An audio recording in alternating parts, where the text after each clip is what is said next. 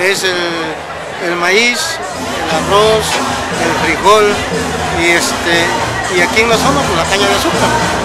Es lo que estamos ahorita pidiendo que se reactive por el costo de la tonelada de caña que bajó.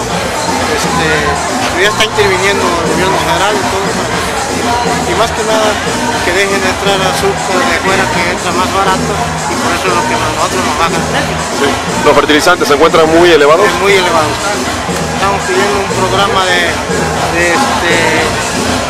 donde el gobierno nos subsidia para que esos fertilizantes nos bajen. Perfecto. ¿Qué tanto encarece la producción, el costo de los fertilizantes tan altos? Pues un 50%, porque desafortunadamente si no fertilizamos nuestro campo, el que nos va a producir 100 toneladas de caña por hablar de caña, nos produce 50. Entonces es súper importante que nos apoyen como insumo que es fertilizante para poder producir más y de mejor calidad.